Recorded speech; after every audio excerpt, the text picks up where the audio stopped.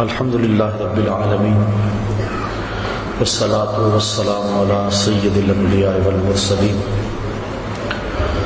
قال اللہ تعالی وتبارک فی القرآن المجید والفرقان الحمید بسم اللہ الرحمن الرحیم وعباد الرحمن الذین یمشون علی الارض ہونا وإذا خاطبهم الجاہلون قالوا سلاما والذین یبیتون لربهم سجدا وقیاما والذین یقولون ربنا اصرف عنا عذاب جہنم ان عذابها کان غراما انها ساءت مستقرا ومقاما والذین اذا انفقوا لم يسرفوا ولم يقتروا وکان بین ذلک قواما والذین لا يدعون مع اللہ الہا آخر ولا يقتلون النفس التي حرم اللہ الا بالحق ولا يزنون ومن يفعل ذلك يلقى اثاما يضاعف له العذاب يوم القيامة ويخلد فيه مهانا الا من تاب وآمن وعمل عملا صالحا فأولئك يبدل الله سيئاتهم حسنات وكان الله غفورا رحيما ومن تاب وعمل صالحا فإنه يتوب إلى الله متابا والذين لا يشهدون الزور وإذا مروا باللغو مروا كراما والذين إذا ذكروا بآيات ربهم لم يخروا عليها صما وعميانا والذين يقولون ربنا هب لنا من أزواجنا وذرياتنا قرة أعين واجعلنا للمتقين إماما اولئک یجزون الغرفة بما صبروا ویلقون فیها تحیۃ والسلاما صدق اللہ مولانا العظیم وصدق رسولہ النبی الکریم الرؤوف الرحیم اللہم نور قلوبنا بالقرآن وزین اخلاقنا بالقرآن وادخلنا الجنة بالقرآن ونجنا من النار بالقرآن قال اللہ تعالی وتبارک فی شان حبیبہ مخبرا وآمرا ان اللہ وملائکتہ یصلون علی النبی یا ایھا الذین آمنوا صلوا علیہ وسلموا تسلیما الصلاۃ والسلام علیک یا رسول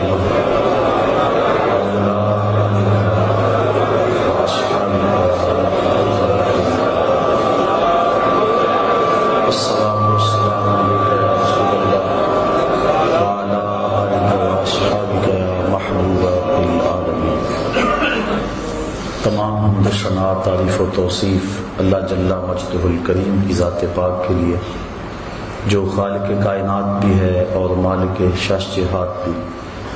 اللہ جل وعلا کی حمد و ثنا کے بعد حضور نبی اکرم شفیع امم رسول محتشم نبی مکرم اللہ کے پیارے امت کے سہارے رب کے محبوب دانائے وجود مالک رقاب امم فخر عرب و عجم والی کون و مکان سیاہ لا مکان سید انس و جان سرور لالا رخاں نیر تاباں سرنشین مہوشاں ماہ خوباں شہنشاہ حسینہ تدمہ دوراں سر خیل زہرہ جمالاں جلوہ صبح ازل نور ذات لم یزل باعث تکوین عالم فخر آدم و بنی آدم نیر بدہا رازدار ما اوہا شاہد ما تغا صاحب علم نشرہ معصوم آمنہ احمد مجتبی حضرت محمد مصطفیٰ صلی اللہ علیہ وسلم کے حضور ناز میں اپنی عقیدتوں ارادتوں اور محبتوں کا خراج پیش کرنے کے بعد واجب الاحترام ذوی الاحتشام معزز محترم سامعین خواتین و حضرات السلام علیکم ورحمۃ اللہ وبرکاتہ۔ جس مضمون کا آج کی اس نشست میں انتخاب کیا گیا ہے وہ بڑا اہم مضمون ہے۔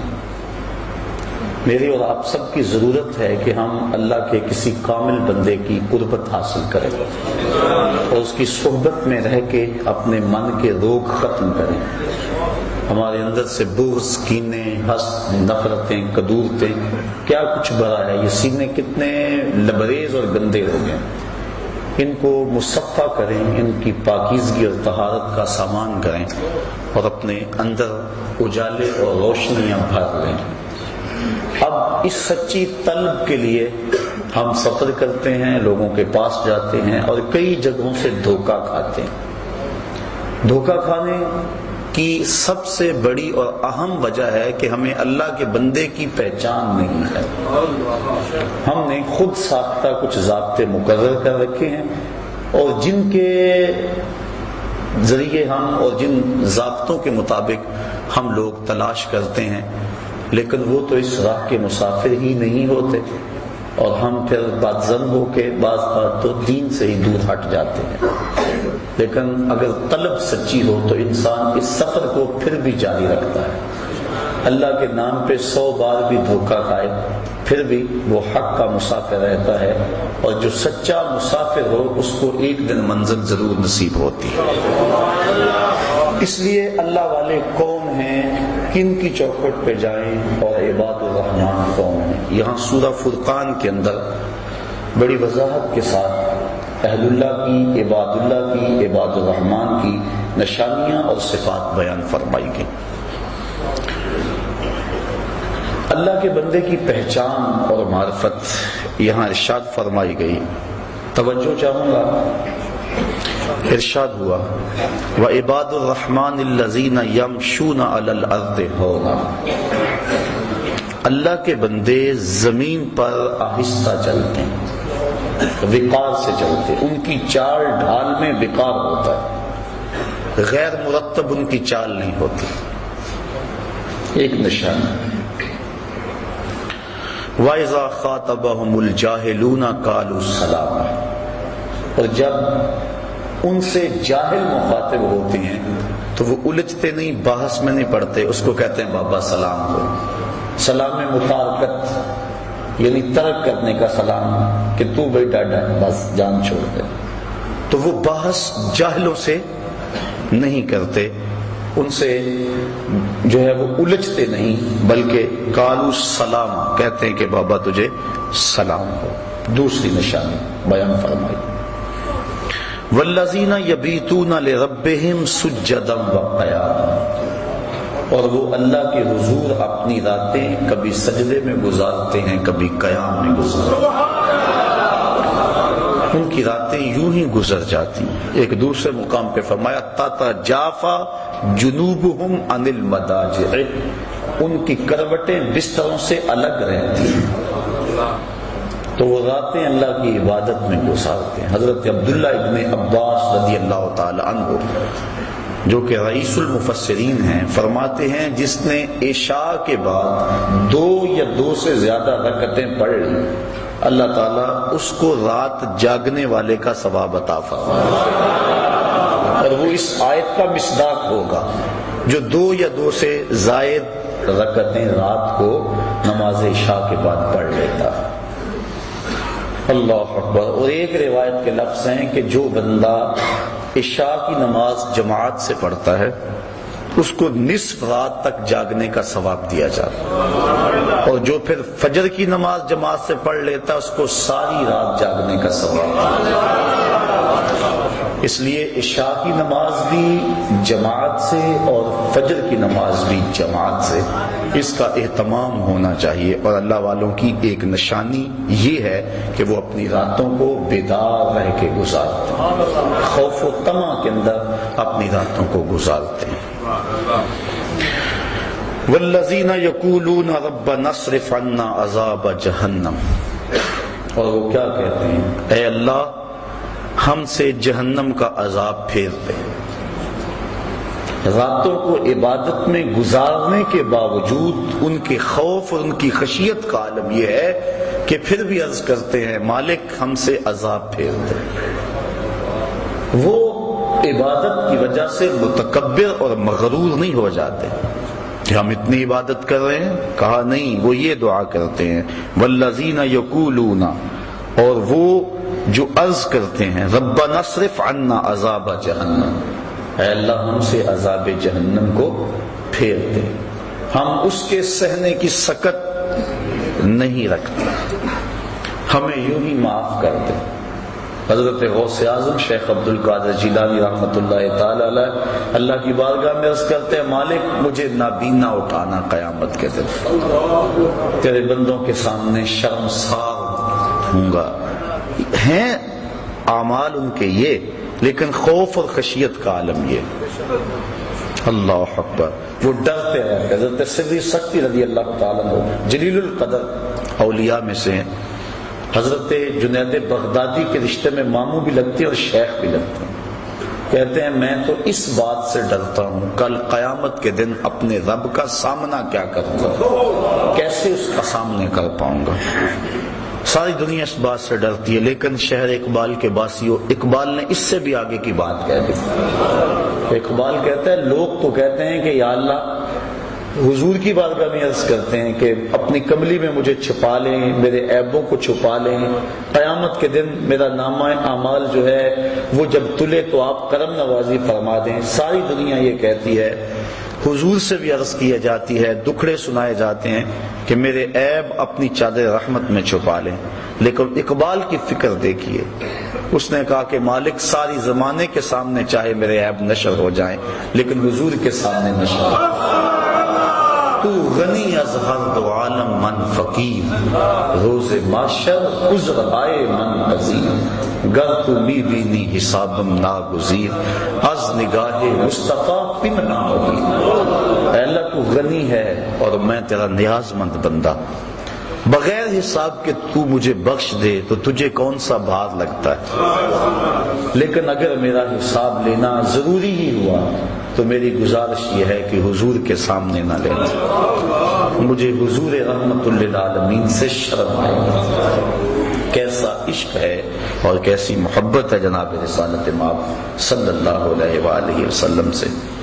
تو وہ باوجود عبادات کی کثرت کے یہ دعا کرتے رہتے ہیں، والذین یقولون ربنا اصرف عنا عذاب جہنم، تو وہ کہتے ہیں مالک ہم سے عذاب جہنم پھیر دے، ان عذابہا کان غراما، بے شک اس کا عذاب گلے کا پھندا ہے، سخت ترین ہے عذاب جہنم کا۔ ساری رات عبادت کرنے کے باوجود بھی وہ یہی کہتے نظر آتے، یہ نہیں کہ وہ کہیں کہ ہمیں جہنم ہمارے قریب بھی نہیں آئے گی، وہ جہنم کا تمسخر نہیں اڑاتے اپنی خانقاہوں میں بیٹھ کے، وہ جنت کا مذاق نہیں اڑاتے بلکہ جنت کے طالب ہیں اور جہنم سے ڈرتے ہیں۔ حضور علیہ السلام سے بڑھ کر اللہ کا قرب رکھنے والا کون تھا، لیکن حضور بھی جہنم سے پناہ مانگتے رہے۔ اللہ اکبر۔ تو وہ اہل اللہ کی نشانیاں بیان فرمائی جا رہی ہیں۔ والذین یقولون ربنا اصرف عنا عذاب جہنم، عرض کرتے ہیں اللہ ہم سے عذاب جہنم پھیر دے، ان عذابہا کان غراما، بے شک جہنم کا عذاب جو ہے وہ گلے کا پھندا ہے، گلے کی پھانس ہے۔ انہا ساعت مستقرا و مقاما، بے شک وہ بہت ہی بری ٹھہرنے کی جگہ، بہت ہی بری۔ حضرت مجدد الفسانی رحمت اللہ تعالی علیہ فرماتے ہیں مکتوبات کے اندر، فرماتے ہیں جنت اللہ کی رضا کا مظہر ہے اور جہنم اللہ کے قہر و غضب کا مظہر ہے۔ اللہ جس پہ راضی ہوگا اس کو جنت میں بھیجے گا اور جس پہ ناراض ہوگا اس کو جہنم میں بھیجے گا۔ اس لیے جہنم سے پناہ مانگنا اللہ کی ناراضگی سے پناہ مانگنا ہے، اور جنت کا مطالبہ اور آرزو کرنا اللہ کی رضا چاہنا ہے۔ تو وہ کہتے ہیں اللہ ہمیں جہنم کے عذاب سے بچا لے، یہ بہت ہی بری پلٹ کے جانے کی جگہ ہے۔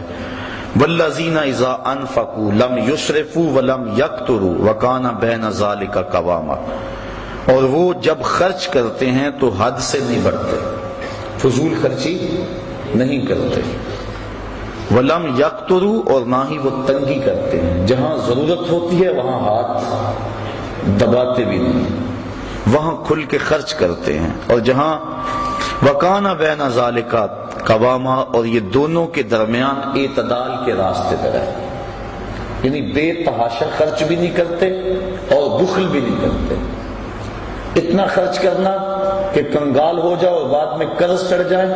جو اہل اللہ ہیں ان کی علامت یہ ہوتی ہے کہ وہ اپنی چادر کو دیکھ کر پاؤں پھیلاتے ہیں، چادر سے زیادہ پاؤں نہیں پھیلاتے. اور حضور نے فرمایا کہ تم خرچ میں میانہ روی اختیار کر لو، کبھی فقیر نہیں ہوگے. اللہ اکبر. تو فرمایا والذین اذا انفقوا لم یسرفوا ولم یقتروا، جب وہ خرچ کرتے ہیں تو حد سے نہیں بڑھتے، ولم یقتروا اور نہ ہی تنگی کرتے ہیں، وکان بین ذلک قواما اور وہ اس کے درمیان اعتدال کی راہ پہ رہتے ہیں. والذین لا یدعون مع اللہ الہا آخر، اور وہ اللہ کے علاوہ کسی دوسرے کو معبود نہیں بناتے، کسی کو نہیں پوچھتے، ان کی پرستش اللہ کے حضور ہوتی. اللہ کے علاوہ وہ کسی کی پوجا نہیں کرتے. بلکہ میرے شاہ نقشبند بخاری رحمت اللہ تعالی علیہ فرماتے ہیں متکبر سے تکبر کرنا صدقہ ہے. جب کوئی چھاتی تانے اکڑ اکڑ کے آ رہا ہو اس کو جھک کے سلام نہ کرو، یہ تو اس کے تکبر کو بڑھانے والی بات ہے.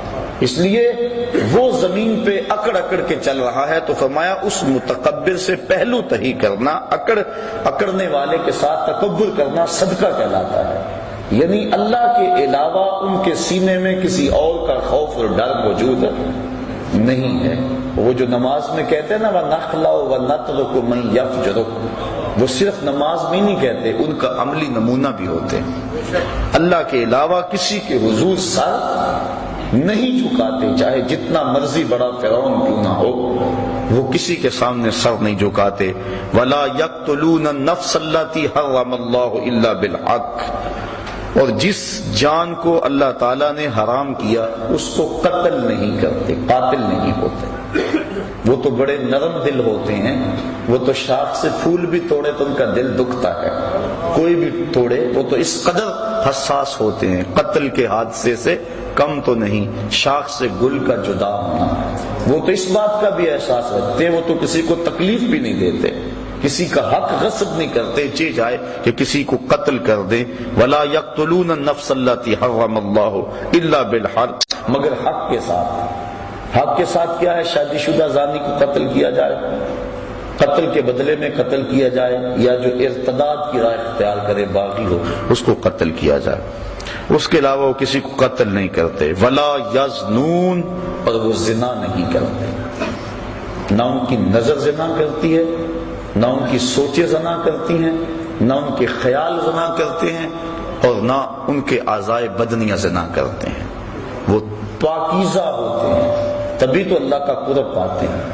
اللہ کا قرب وہی پائے گا جو من کا ستھرا ہوگا، اور جس کے من پہ ایسے داغ اور گند لگے ہوں گے وہ اللہ کا قرب کیسے پائے گا. اس لیے ان کی نشانی بیان فرما دی.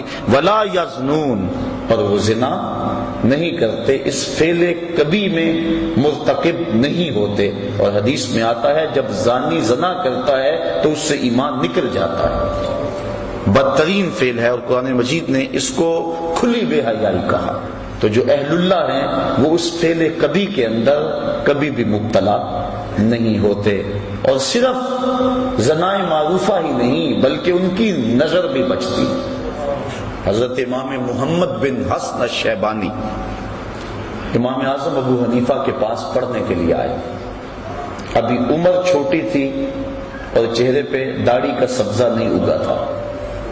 اور اس عمر کا بچہ اگر خوبصورت ہو تو وہ عورت کی جگہ پہ ہوتا ہے، بلکہ اس کے ساتھ بہت سارے فتنے وابستہ ہوتے.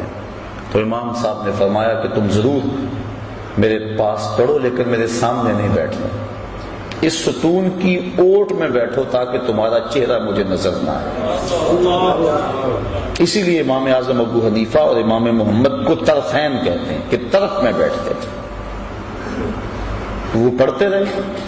2-4 سال گزر گئے. ایک دن رات کا موقع تھا، چراغ جل رہا تھا اور امام محمد کا سایہ امام اعظم کے آگے پڑا. سائے پہ نظر پڑی تو سائے میں داڑھی کے بال نظر آئے. کہا بیٹا محمد تمہیں داڑھی آ گئی ہے؟ حضور سال ہو گیا ہے. کہا اب میرے سامنے بیٹھا کرو. یہ تھے وہ لوگ تقوی کے پہاڑ. چونکہ جو ذلت العلماء ہے یا اہل اللہ کا جو پھسلنا ہے پوری قوم کو تباہ کرنے کے مترادف ہے۔ امام صاحب پانی بھرنے گئے نا، تو ایک لڑکی پانی کا گھڑا سر پہ اٹھایا اور نیچے پھسلن تھی، تو کہا بیٹا ذرا سنبھل کے، اس نے وہیں گھڑا رکھ دیا۔ کہا اگر میں پھسلوں گی تو کیا ہوگا، یہ گھڑا ٹوٹ جائے گا نا، بازار سے 2 آنے کا اور لے آؤں گی، لیکن اگر آپ پھسل گئے تو پوری قوم برباد ہو جائے گی۔ اعلی حضرت امام اہل محبت امام اشاہ احمد رضا خان فاضل بریلوی رحمت اللہ تعالی علیہ فرماتے ہیں، طبقہ علماء اپنی حفاظت کرنا، اگر تم نے مکروہ تنزیہیہ کا ارتکاب کیا لوگ تحریمیہ کرنے لگ جائیں گے، اگر تم نے مکروہ تحریمیہ کا ارتکاب کیا لوگ حرام میں پڑ جائیں گے، اور تم نے اگر حرام کا ارتکاب کیا لوگ کفر میں مبتلا ہو جائیں گے۔ اور پھر فرمایا اگر تم نے سنت غیر موقدہ کو چھوڑا لوگ موقدہ چھوڑ دیں گے، تم نے سنن موقدہ کو چھوڑا لوگ واجبات کو چھوڑ دیں گے، تم نے واجبات کو چھوڑا لوگ فرائض کو چھوڑ دیں گے۔ اس لیے بندہ جس قدر اونچے منصب کا ہو اس قدر اس کے تقاضے ہوتے ہیں۔ حضرت امام احمد بن حنبل کی بارگاہ میں غالباً ایک خاتون آئی اور اس نے مسئلہ پوچھا کہ حضرت میں اپنے مکان کی چھت پہ رات کے موقع پہ چاند کی چاندنی میں سوت کاٹتی ہوں، کبھی کبھی ایسا ہوتا ہے کہ بادشاہ کی سواری گزرتی ہے تو آگے آگے جو شمع اٹھائے چل رہے ہوتے ہیں اس سے روشنی زیادہ ہو جاتی ہے اور وہ میرے سوت پہ بھی پڑتی ہے، کیا بادشاہ کے چراغوں کی روشنی میں مجھے سوت کاٹنا جائز بھی ہے کہ نہیں؟ حضرت امام صاحب فرمانے لگے خاتون پہلے اپنا تعارف کرواؤ، تم کون ہو؟ خاتون کہنے لگی سائل کی ذات نہیں پوچھی جاتی، آپ مجھے مسئلہ بتائیں۔ امام صاحب فرمانے لگے نہیں، سائل کی وجہ سے مسئلے کی نوعیت بھی بدلتی ہے، آپ کو پہلے بتانا ہوگا کہ آپ کون ہیں۔ تو اس خاتون نے بتایا کہ میں حضرت بشر حافی کی ہمشیرہ ہوں۔ کہا تمہارے لیے جائز نہیں ہے۔ تو انسان جتنے اونچے منصب کا ہو لازمی نہیں کہ زنا جیسے فعل کا ارتکاب کرے تو پھر ہی خرابی آئے، اگر نظر بھی بھٹک گئی، اگر خیال بھی بہک گیا، تو جو اس مسند پہ بیٹھا تھا کہ لوگوں کو ارشاد کرتا تھا، لوگوں کو ہدایت دیتا تھا، تو جو اتنے لوگ اس کے پیچھے لگے اس کا کیا بنے گا؟ اس لیے کہا کہ اللہ والوں کی شان یہ ہے وَلَا يَقْتُلُونَ النَّفْسَ الَّتِي حَرَّمَ اللَّهُ إِلَّا بِالْحَقِّ وَلَا يَزْنُونَ، اور وہ زنا نہیں کرتے، زنا کی ساری صورتیں چاہے وہ آنکھ کا ہو، کان کا ہو، ہاتھوں کا ہو۔ وَمَن يَفْعَلْ ذَلِكَ يَلْقَ أَثَامًا، اور جو یہ کام کرے وہ سزا پائے گا، سخت سزا ہے۔ بلکہ ایک روایت میں آتا ہے کہ قیامت کے دن وہ سخت رسوا کر دیا جائے گا۔ یضاعف له العذاب یوم القیامہ، قیامت کے دن اس کو دگنا عذاب دیا جائے گا، 2 گنا عذاب دیا جائے گا۔ وَيَخْلُدْ فِيهَا مُهَانًا، فِيهِ مُهَانًا، اور ہمیشہ وہ ذلت میں رہے گا، سخت تذلیل اس کی ہوگی۔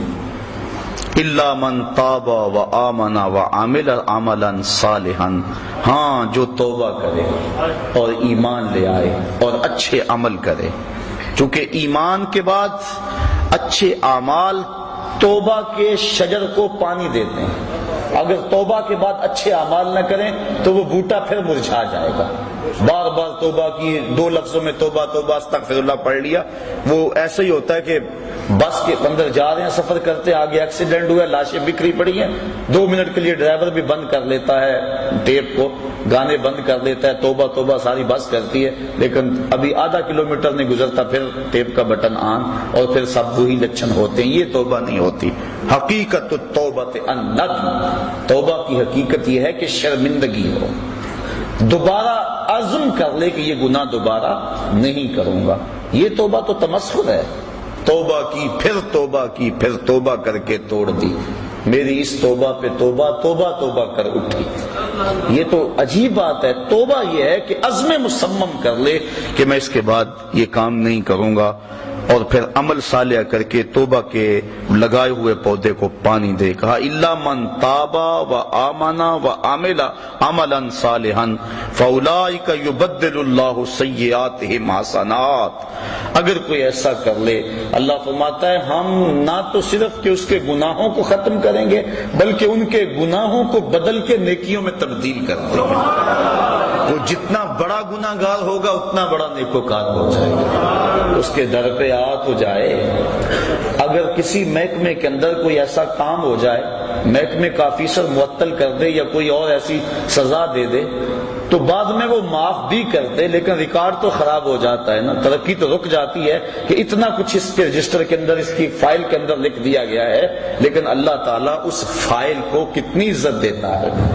یہ نہیں ہوتا کہ اب اس کی ترقیاں رک جائیں. توبہ کر کے تو دیکھے, سچی توبہ کر کے تو دیکھے, بلکہ جتنا بڑا گناہ گار ہوگا اتنا بڑا نیکوکار بن جائے. اللہ اکبر.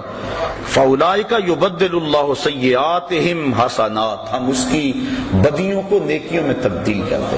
حضرت عمر فاروق رضی اللہ تعالیٰ عنہ آ رہے تھے, ایک آدمی نے ہاتھ میں شراب کی بوتل پکڑی تھی.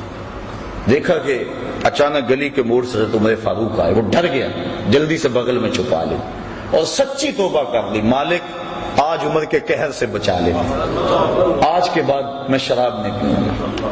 اب عمر فاروق نے اس کو بوتل چھپاتے ہوئے دیکھ لیا تھا. جب قریب آئے درہ لہرایا. کہا کیا ہے تیرے پاس؟ کہنے لگا حضور سرکہ ہے. کہا نکالو. جب نکالا دیکھا تو واقعی سرکہ تھا. اگر کوئی سچی توبہ کر لے تو اللہ گناہوں کو بدل کے نیکیوں میں تبدیل کر دے. یہ دکھا دیا کہ جو شراب کو سرکے میں بدل سکتا ہے وہ گناہوں کو نیکیوں میں نہیں بدل سکتا. اس کے در پہ آ کے تو دیکھو, جھولی پھیلا کے تو دیکھو. اللہ اکبر. حدیث میں آتا ہے قیامت کے دن ایک شخص کو نامہ اعمال پڑھنے کا کہا جائے گا. وہ نامہ اعمال پڑھے گا اور جو بڑے بڑے گناہ ہوں گے ان کو وہ چھوڑ دے گا, صرف نظر کرے گا. شرم کی وجہ سے, شرمندگی کی وجہ سے ان کو نہیں پڑھے گا اور چھوٹے چھوٹے گناہ پڑھتا چلا جائے گا. جب وہ نامہ اعمال مکمل کر لے گا تو اللہ تعالیٰ فرمائے گا میرے بندے میں نے اپنے فضل سے تیرے گناہوں کو بدل کے نیکیوں میں تبدیل کر دیا. اس کو تو توقع اور تھی لیکن کام اور بن گیا. اب وہ کہتا یا اللہ ابھی تو میرے بڑے بڑے گناہ رہتے ہیں. فضاحک النبی صلی اللہ علیہ وسلم حتی بدت نواجزہ. حضور اس حدیث کو بیان کرتے کرتے اتنے مسکرائے کہ حضور کی داڑھیں لوگوں کو نظر آنے لگی کہ پہلے بڑے بڑے گناہ چھپاتا جاتا ہے, ان کو پڑھتا نہیں ہے, اور جب اللہ نے کہا میرے بندے میں نے بدل دیے, نیکیوں میں تبدیل کر دیے, وہ کہتا ہے اللہ ابھی تو بڑے بڑے رہتے ہیں میرے گناہ جو میں نے ابھی پڑھے. اللہ اکبر. تو اس کے حضور کوئی آ کے تو دیکھے, جھولی پھیلا کے تو دیکھے. وہ یہ نہیں دیکھتا اس نے گناہ کتنے کیے. فرشتوں کہتا فرشتوں گواہ ہو جاؤ میرا بندہ آخر میرے در پہ آیا ہے نا, اور کوئی در ہوتا تو جاتا وہاں. ایک شخص مسجد نبوی کے کونے میں دعا مانگ رہا تھا اور لفظ کیا تھے اللہم انی اسألک بانک انت اللہ لا الہ الا انت. مالک میں تجھ سے اس لیے مانگتا ہوں کہ تو میرا اللہ ہے, تیرے علاوہ میرا ہے بھی تو کوئی نہیں نا کہ جس کی چوکھٹ پہ جاؤں. حضور نے سنا, کہا وہ جو کونے میں بیٹھ کے دعا مانگ رہا ہے اس کو بشارت دے آؤ کہ تمہاری دعا اللہ نے قبول کر لی. جب بندہ اس کے حضور آتا ہے فرمایا اگر کوئی آئے ہم گناہوں کو بدل کے نیکیوں میں تبدیل کر دیتے ہیں. وکان اللہ غفور الرحیم. اللہ بخشنے والا اور مہربان ہے. بخشش اس نے مانگی اور اپنی طرف سے اضافی رحمت اس کے اوپر ڈالی اور اس کے گناہوں کو بدل کے نیکیوں میں تبدیل کر دیا. ومن تاب وعمل صالحا. اور جس نے توبہ کی اور نیک اعمال کیے فإنه يتوب إلى الله متابا. بے شک وہ اللہ کی طرف رجوع لایا جیسا کہ رجوع لانے کا حق تھا. والذین لا یشہدون الزور. اللہ والوں کی ایک اور نشانی بیان فرمائی کہ یہ وہ لوگ ہیں جو جھوٹی گواہی نہیں دیتے, جھوٹ نہیں بولتے, ان کی زبان پہ سچ ہوتا ہے. اللہ اکبر. وَإِذَا مَرُّوا بِاللَّغْوِ مَرُّوا كِرَامًا.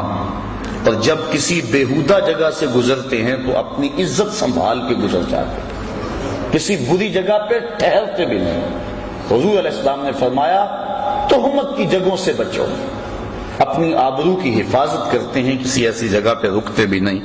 والذین اذا ذکروا بآیات ربہم لم یخروا علیہا صما وعمیانا، وہ لوگ جب انہیں اپنے مالک کی طرف سے آیتیں یاد دلائی جاتی ہیں، نشانیاں یاد دلائی جاتی ہیں، اللہ اکبر، لم یخروا علیہا صما وعمیانا، تو ان پر بہرے اور اندھے ہو کر نہیں گرتے، بلکہ اللہ کی ان نشانیوں کو دیکھتے ہیں، اس میں جو عبرت کے پہلو ہیں ان کو اپناتے ہیں، اللہ کی ایک ایک نشانی پر غور کرتے ہیں، اور پھر وہ دنیا کو ترک بھی نہیں کرتے۔ کیا کہتے ہیں؟ والذین یقولون ربنا ہب لنا من ازواجنا وذریاتنا قرۃ اعین واجعلنا للمتقین اماما، اور عرض کرتے ہیں اللہ کی بارگاہ میں، اے اللہ ہماری بیویوں کی طرف سے اور ہماری اولاد کی طرف سے ہماری آنکھوں کی ٹھنڈک عطا کر، یعنی ہماری بیویاں بھی ایسی ہوں کہ جو تیری متی ہوں اور ہماری متی، اور اولاد بھی ایسی ہو جو فرما بردار ہو،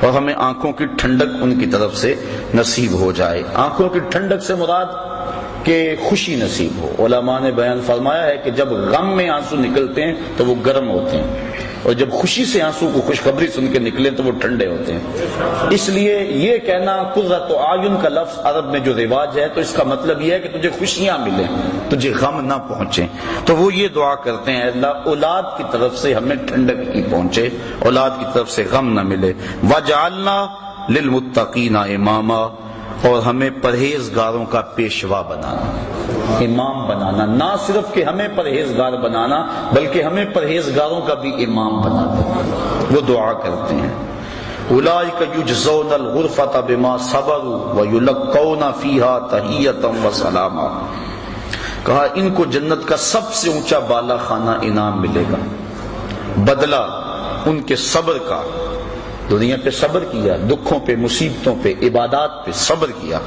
وَيُلَقَّوْنَ فِيهَا تَحِيَّةً وَالسَّلَامًا، اور وہاں ان کو سلامیاں دیے جائیں گی، ان کے پیشوائی ہوگی۔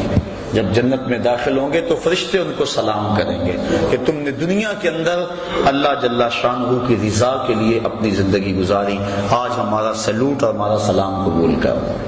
تو قرآن مجید نے یہ ان لوگوں کی نشانیاں بیان کی جو اللہ والے ہیں۔ اب دیکھیں ہم کس طرح کا ذہن بنائے پھرتے ہیں، اللہ والا کون ہوتا ہے؟ اب اللہ تعالیٰ نے قرآن مجید کے اندر جو ہے وہ اللہ والوں کی نشانیاں بیان کی، ان کی چال بھی وقار والی ہوتی ہے، ان کا لباس بھی وقار والا ہوتا ہے، ان کا اٹھنا بھی، بیٹھنا بھی، گزرنا بھی، چلنا بھی، اور ان کی دعائیں اور التجائیں اللہ کے حضور دیکھ لیں۔ آقا کریم سے بھی صحابہ نے پوچھا کہ حضور جن اولیاء کا آپ تذکرہ کرتے ہیں تو ان کی نشانیاں کیا ہیں؟ ایک نشانیاں یہ بیان فرمائی گی سورہ فرقان میں، تو حضور سے بھی سوال کیا گیا، ابن مردویہ میں بیان کیا، حکیم ترمذی نے بیان کیا، امام غازی نے بیان کیا۔ حضور علیہ السلام سے پوچھا گیا کہ حضور ہم اہل اللہ کو اگر تلاش کرنا جائیں تو ان کی نشانی کیا ہے؟ فرمایا اذا رؤوا ذکر اللہ، اللہ والوں کی نشانی یہ ہے جب ان کے پاس بیٹھو، انہیں دیکھو، تمہیں خدا یاد آ جائے، ان کو دیکھ کر خدا کی یاد آ جائے، یعنی دین کی طرف تمہاری رغبت پیدا ہونے لگے اور برائیوں سے تمہیں نفرت ہونے لگے۔ جس شخص کی صحبت میں تمہیں دنیا سے دوری اور آخرت کی قربت اور اللہ رسول کا پیار نصیب ہونے لگے، سمجھ لو اس کا سینہ ولایت کے نور سے منور ہے۔ تو حضرت غوث اعظم سیدنا شیخ عبد القادر جیلانی رحمۃ اللہ تعالی علیہ کے حوالے سے جو مجھے تاکید بھی تھی، آپ نے اہل اللہ کی بالخصوص جو مسند مشیخیت کے اوپر بیٹھے ان کی 12 نشانیاں بیان کی۔ آپ فرماتے ہیں کوئی اس وقت تک قابل نہیں ہوتا اس بات کے کہ وہ لوگوں کو رشد و ہدایت کرے اور لوگوں کو اپنے زیر تربیت رکھے جب تک وہ 12 خوبیوں کا حامل نہ ہو۔ وہ کون کون سی 12 خوبیاں؟ فرمایا 2 خوبیاں اس میں اللہ تعالی والی ہیں، ایک اللہ کی صفت ستار کا مظہر ہو، ایک صفت غفار کا مظہر ہو، یعنی پردہ پوش ہو، چغل خور اللہ کا ولی نہیں ہوتا۔ دیکھو مرید نے تو سارے دکھڑے بیان کرنے ہوتے ہیں، گھر کی بات بھی کہنی ہے، بیوی کی بات بھی کہنی ہے، بچوں کی بات بھی کہنی ہے، سارے دکھڑے اس کے سامنے رکھنے ہیں، اور اگر اس کا سینہ اتنا بڑا نہیں ہے، کشادہ نہیں ہے، وہ دوسرے کو بتاتا پھرے گا ایک ایک سے سن کر تو پھر اس سے کہنے کا فائدہ کیا؟ بلکہ دانشمند تو لوگ کہتے ہیں جس کو راز کی بات بتا کر یہ کہنا پڑے جناب اسے راز رکھنا، تو اس کو راز کی بات بتانی نہیں چاہیے، اسے خود پتا ہونا چاہیے بات راز والی ہے کہ نہیں ہے۔ تو یہ طریقت کا رکن ہے کہ پردہ پوشی کی جائے۔ بلکہ آپ دیکھتے ہیں طریقت میں ایک بہت بڑا نام ہے حضرت حاتم اسم کا۔ اسم کہتے ہیں جو کانوں سے بہرا ہو۔ حضرت حاتم رحمۃ اللہ تعالی علیہ کانوں سے بہرے نہیں تھے، لیکن انہیں پھر بھی بہرا کہا جاتا کیوں؟ اس کی وجہ یہ کہتے ہیں کہ حضرت حاتم کی مجلس میں ایک خاتون آئی، اس نے اپنا کوئی دکھڑا کہنا تھا، کوئی حاجت کہنی تھی۔ دوران گفتگو اس کی ریح خارج ہوگی، ہوا خارج ہو گئی۔ اس کو بڑی شرمندگی ہوئی کہ اتنے بڑے بزرگ اور میری ہوا خارج ہوئی، تو وہ شرم میں ڈوبی جا رہی تھی۔ حضرت حاتم اس کی خفت مٹانے کے لیے یوں کان پہ ہاتھ رکھ کے کہتے ہیں ذرا اونچی بولو۔ اس کو تاثر یوں دیا کہ میں بہرا ہوں اور میں نے وہ نہیں سنا جس سے تجھے شرمندگی ہو۔ پھر جب تک زندہ رہے بہرے بنے رہے کہ اس عورت کو جب بھی پتا چلے گا اسے شرمندگی ہو۔ یہ تھا فقر، یہ تھی درویشی، اور یہ تھے اللہ والوں کے اخلاق۔ آج تو چغلیاں کرتے پھرتے ہیں اور مسند ارشاد پہ براجمان۔ اللہ کی صفت ستار کا مظہر ہو۔ دوسری خوبی اللہ کی صفت غفار کا مظہر، بخش دینے والا، دل میں گرہ باندھنے والا۔ چونکہ دوران سلوک سالک سے بڑا کچھ سرزد ہوتا ہے، وہ بیچارہ زیر تربیت ہوتا ہے، اس کی کسی بات کو دل پہ لگا لے اور گرہ باندھ لے تو پھر کیسے تربیت ہوگی؟ تو اللہ کی صفت غفار کا مظہر ہو، معاف کر دینے والا، جس طرح وہ معاف کر دیتا ہے۔ دو صفتیں اس میں حضور نبی رحمت صلی اللہ علیہ وسلم والی ہوں، ایک رفیق ہو، دوسرا شفیق ہو، رفاقت کے حق کو جانتا ہو اور شفقت کا پیکر ہو، تنگ دل نہ ہو۔ اللہ تعالیٰ نے اپنے محبوب کے بارے میں فرمایا لو کنتا فظا غلیظ القلب لانفضوا من حولک۔ محبوب آپ اگر ترش روح ہوتے، تنگ مزاج ہوتے، ماتھے پہ تیوریاں لانے والے ہوتے، اتنے لوگ تیرے گرد جمع تو نہ ہوتے۔ یہ تو تیرے خلق کی بات ہے کہ اتنے لوگ تیری راہوں کے مسافر بنے ہوئے۔ شفیق و شفقت کرنے والا ہو، اپنے سالکین سے، مریدین سے، ان سے جو ہے وہ چڑ نہ کھا جائے، جلدی اکتا نہ جائے۔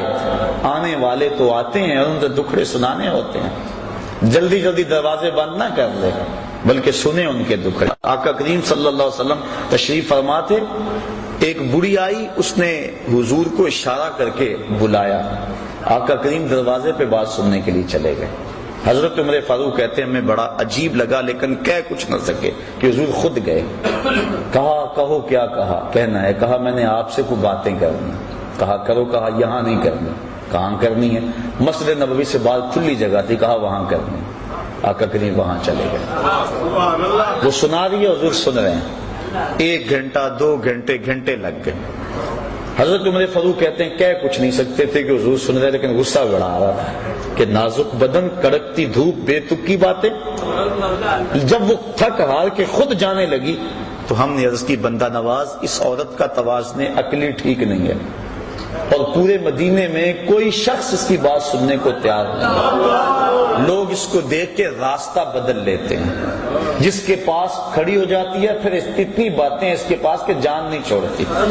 تو آپ کا وقت بھی قیمتی، بدن بھی نازک، با مقصد زندگی کا ایک ایک لمحہ۔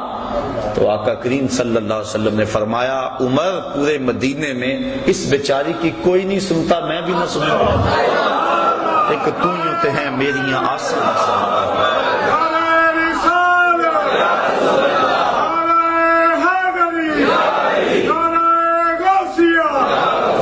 یہ جو دھکے دیتے پھرتے نا مریدوں کو، پیچھے ہٹ جاؤ پیچھے ہٹ جاؤ، پیر صاحب کا مزاج بڑا نازک ہے، پیچھے ہٹ جاؤ۔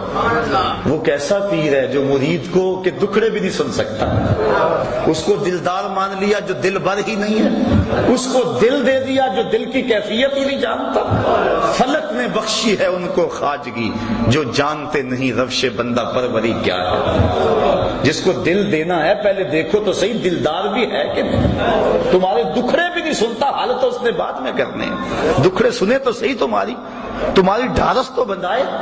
اللہ اکبر۔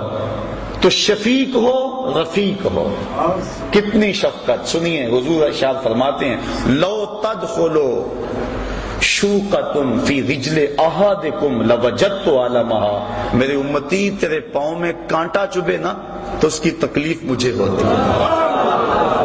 اگر پیر مرید سے اتنی ہمدردی نہیں رکھتا تو پھر نظام خانقاہی سوائے کاروبار کی اور کچھ نہیں ہے۔ یہ ہمدردی ہو، شفیق بھی ہو رفیق بھی ہو۔ دو صفتیں حضرت سیدنا صدیق اکبر والی ہوں، ایک صادق ہو دوسرا مصدق ہو، خود سچ بولے اور سچ کی تصدیق کرے۔ حضور علیہ السلام سے پوچھا گیا کہ حضور مومن بزدل ہوتا ہے؟ فرمایا نہیں، مومن بہادر ہوتا ہے، لیکن ہو سکتا ہے کبھی بزدلی کر جائے۔ ایسا پوچھا گیا حضور مومن کنجوس ہو سکتا ہے؟ فرمایا نہیں، کنجوس نہیں ہوتا، مومن سخی ہوتا ہے، لیکن ہو سکتا ہے کبھی اس سے بخل ہو جائے۔ پھر پوچھا حضور مومن جھوٹا ہو سکتا ہے؟ فرمایا نہیں، جھوٹا نہیں ہو سکتا۔ اور یہاں بھی نشانی آپ نے پڑھی کہ وہ جھوٹی گواہی اللہ والا نہیں دیتا چاہے قیامت آ جائے، یہی تو اس کا کمال ہے۔ تو کہا ایک صادق ہو دوسرا مصدق ہو۔ دو خوبیاں اس میں حضرت عمر فاروق والی ہیں، ایک امر بالمعروف کرے دوسرا نہی عن المنکر کرے۔ یہ نہیں ہے کہ مرید ناراض ہو جائے گا اگر اس کو حق کی بات بتائی، وہ پھر پیر تو وہ ہوا جو مرید ہے، یہ پیر تو ہوا ہی نا، مرید تو وہ یہ بن گیا اور وہ پیر بن گیا۔ اس کا حق ہے کہ وہ ہر لمحے میں امر بالمعروف اور نہی عن المنکر کے فریضے سے کبھی بھی غافل نہ ہو۔ حضرت عمر فاروق رضی اللہ تعالیٰ عنہ کے حوالے سے، چونکہ حضرت غوث پاک بیان فرماتے ہیں، چونکہ آپ اس حوالے سے ایک امتیازی نام ہے امر بالمعروف اور نہی عن المنکر کے حوالے سے۔ جب لولو فیروز نے آپ کے اوپر حملہ کیا اور زہر میں بجھا ہوا خنجر آپ کے جسم میں پیوست ہو گیا، زندگی اور موت کی کشمکش تھی، تو ایک انصاری نوجوان آپ کا حال پوچھنے آیا۔ اس وقت بس سانسیں ٹوٹ رہی تھی۔ اس نے کہا حضور کیا حال ہے؟ تو آپ کی نظر اس کے ٹخنوں پہ پڑ گئی، اس کا تہ بند لٹک رہا تھا اور اس کے ٹخنے جو ہیں وہ تہ بند میں ڈھمپے ہوئے تھے۔ آپ فرمائیں میرا حال تو صحیح ہے، لیکن اے نوجوان اگر تو اس شلوار کو اس تہ بند کو ٹخنوں سے اوپر کر لے، ایک تو تیرے کپڑے بھی پاک رہیں گے، دوسرا رب بھی راضی رہے گا۔ اب دیکھو کیا حالت ہے، اور امر بالمعروف اور نہی عن المنکر۔ حضرت مجدد الفسانی رحمت اللہ تعالی علیہ فرماتے مکتوبات میں کہ مرید نے شریعت اپنے پیر کے عمل سے سیکھنی ہے، اس لیے کہ اس کا عمل خود شریعت کے مطابق نہیں ہوگا تو پھر کس طرح لوگوں کو راہ ہدایت دے گا۔ تو اس نے امر بالمعروف اور نہی عن المنکر، یہ دو خوبیاں حضرت سیدنا عمر فاروق والی۔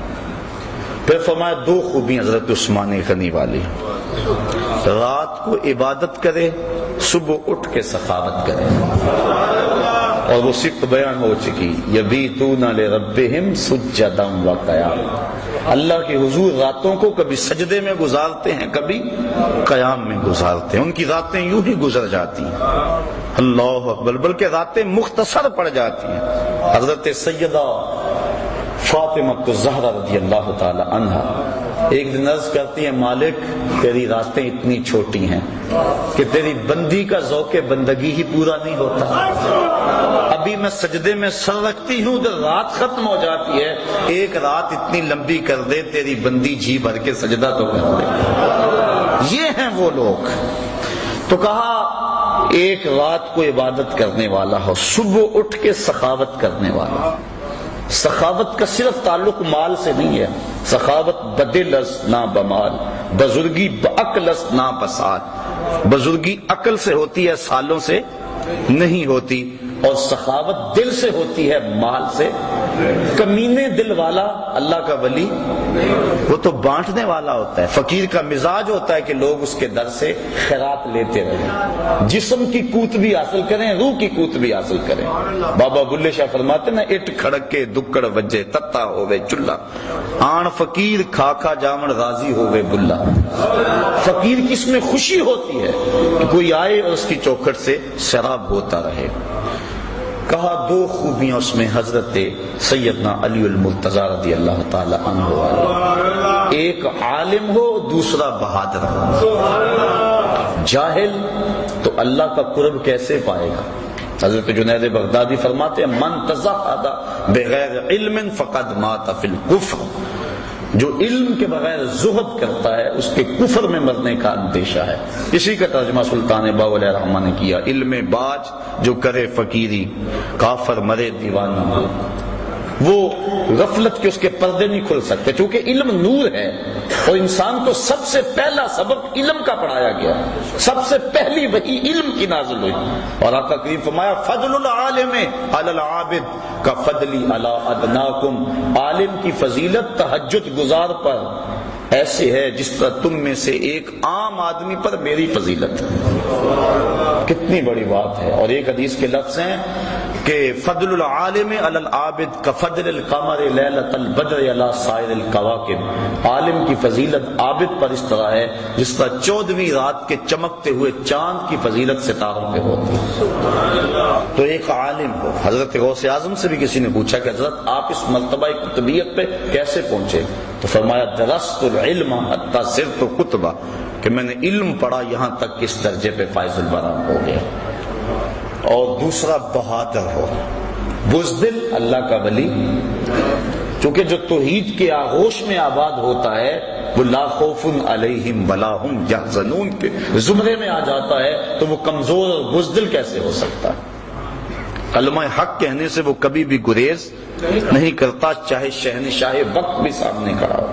حضرت غوث اعظم سید شیخ عبد القادر جیلانی رحمۃ اللہ تعالی علیہ کی خدمت میں مستنجد باللہ حاضر ہوا۔ ملا علی قاری نے نزہۃ الخاطر الفاتر فی مناقب شیخ عبد القادر کے اندر اس واقعہ کو لکھا۔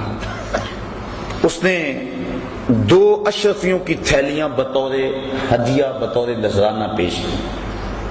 حضرت غوث اعظم نے اس نذرانے کو قبول کرنے سے انکار کر دیا۔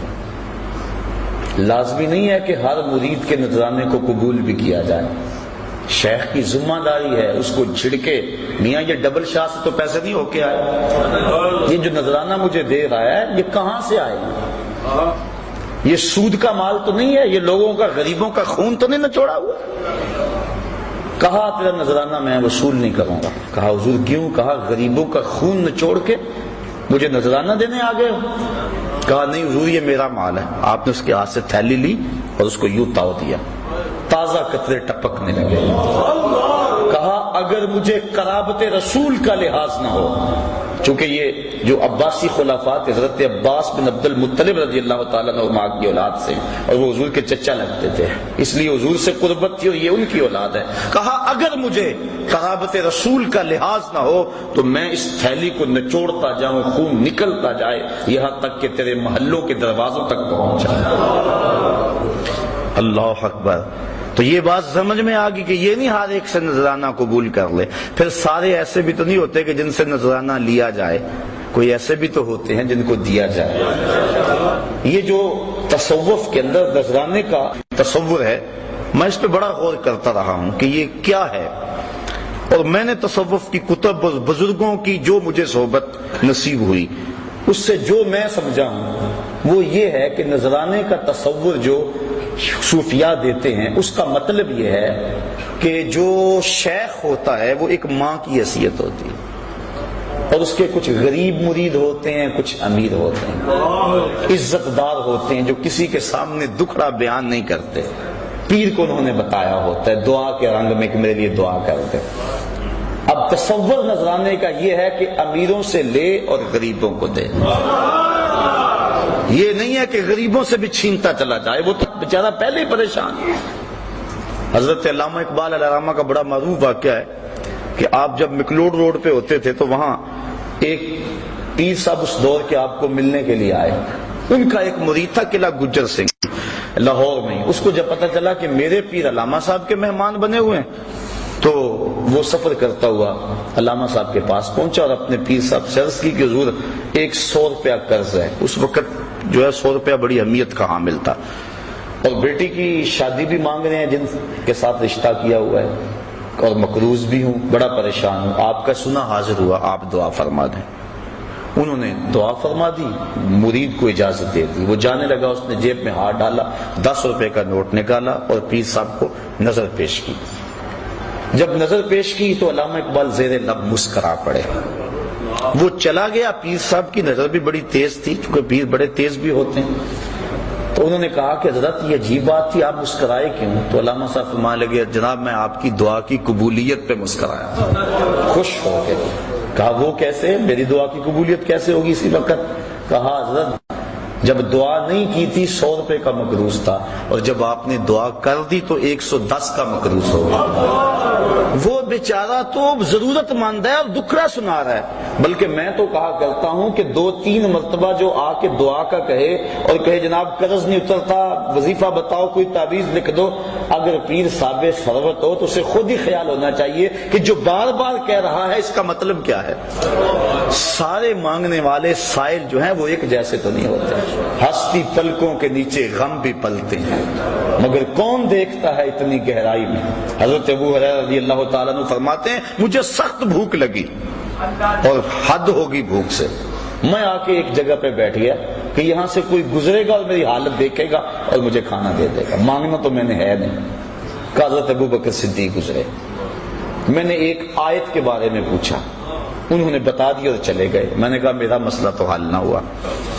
پھر حضرت عمر فاروق آئے، میں نے پھر ایک قرآنی آیت کے بارے میں پوچھا، انہوں نے بتایا اور چل دیے۔ پھر دل و قلب و نگاہ کا مرشد اولین آ گیا۔ میں نے حضور سے مسئلہ پوچھا، آقا کریم نے دیکھا اور مسکرا کے کہنے لگے ابو ہریرہ بھوک لگی ہے؟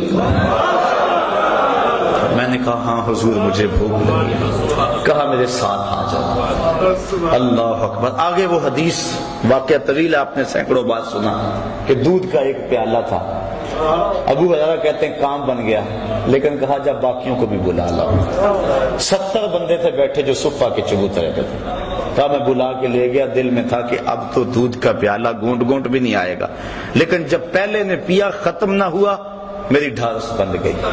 میں نے کہا حوض کوثر کی نہروں سے کنیکشن جڑ گیا، کام بن گیا، برکت آ گئی۔ 70 نے پیا، پھر کہا ابو ہریرہ تم پیو، میں نے پیا، کہا اور پیو، میں نے پیا، کہا اور پیو، کہا حضور اب تو بس ہو گئی۔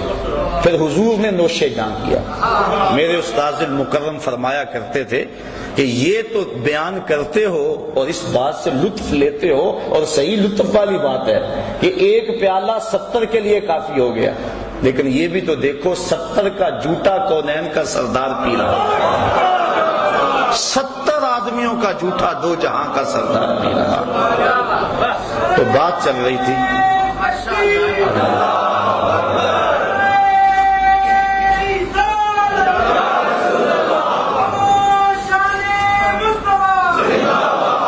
تو علامہ اقبال نے کہا میں اس بات پہ ہنسا ہوں کہ آپ کی دعا قبول ہو گئی۔